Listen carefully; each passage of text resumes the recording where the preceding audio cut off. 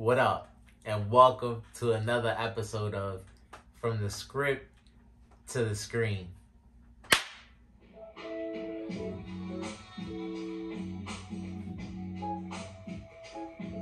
That's how Gojo felt after this week's episode. The Jujutsu Kaisen edition of From the Script to the Screen.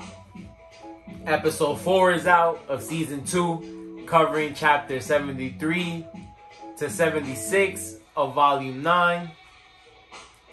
As always, gotta give a shout out to the creator, Gege Akutami. You guys know my slogan. Excuse me if I'm butchering the pronunciation. And gotta give a shout out to Mappa. Beautiful episode this week. Loved every second of it. Think they did a great job with this week's episode. Because getting right into it, I love how they extended the battle between Toji and Geto. In my opinion, they made it more grand scale, so it looked great in the anime.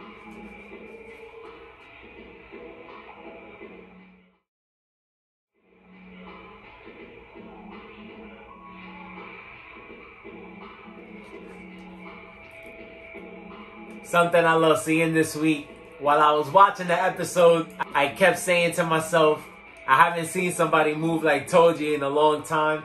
Real clean movements, not a lot of unnecessary action.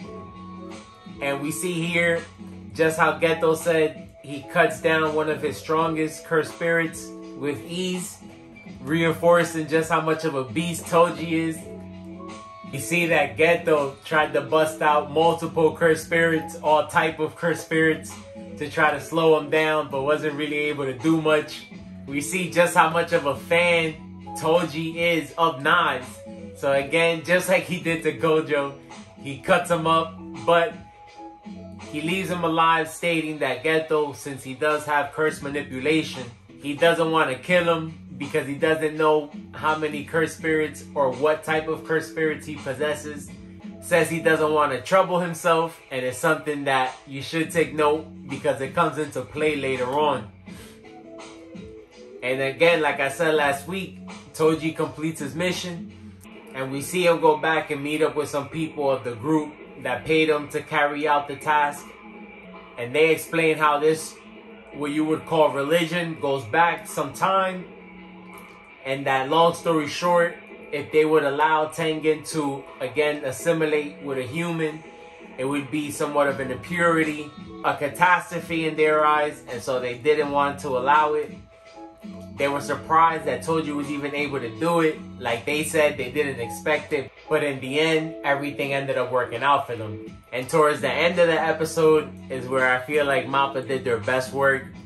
I loved how they showed Gojo during this scene because I felt like we got to see just how much of an awakening Gojo experienced and just what he was exposed to during the time that this happened. So I feel like this whole scene did that. It's similar to what Gojo did to the volcanic cursed spirit in Season 1.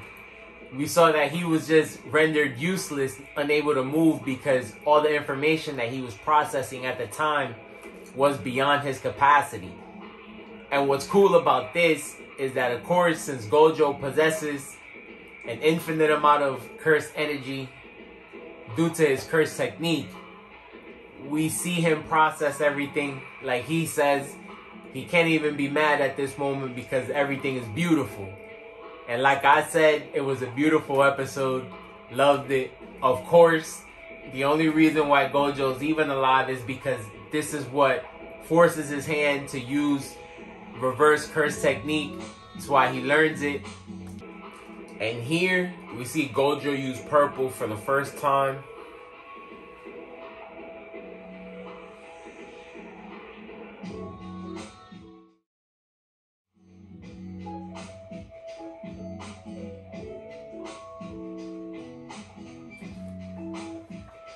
And this is also why I think Gojo adapts this sort of teaching style of learning on the fly and makes Yuji and Megumi learn this way in Season 1 because we see how it works for him.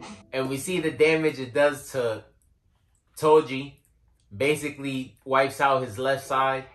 And why I said to remember that he didn't want to trouble himself is because at this moment, we learn a little bit about Toji. We know that he doesn't have cursed energy, similar to Maki, who is also part of the Zenin clan. And we know how the Zenin clan treats Maki. So you can imagine how they treated Toji, and which is why here he says that he wanted to beat Gojo, who he felt like was the pinnacle of the Jiu-Jitsu world at this point, the strongest sorcerer.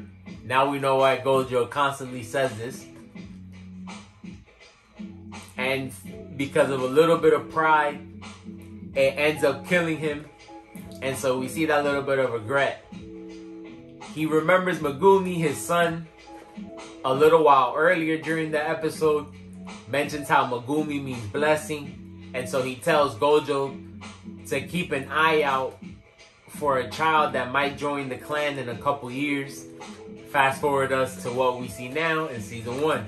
And the last thing that I did want to get into, like I always mention, remember that this is the flashback. And so these are the things that lead to the events of Volume 0 or the Jujutsu Kaisen movie. We know that Geto and Gojo are pretty close, are pretty good friends. And so it makes you think, why did the events of the movie happen? But you see here at the end of the episode, Geto mentions how it's important for Jujutsu sorcerers to move in morality, I guess you could say, because we know what the negative and bad energy can cause. And we know that Jiu-Jitsu sorcerers try to avoid that. And at the end of the episode, we see the dark aura surrounding Geto a little bit. He's starting to make a little bit of that turn. So in the next episode, I'm pretty sure we'll see more of that change. But again, like I said, great episode. Definitely my favorite so far this season. We got a lot more to go. Let me know what you guys thought about the episode. Peace.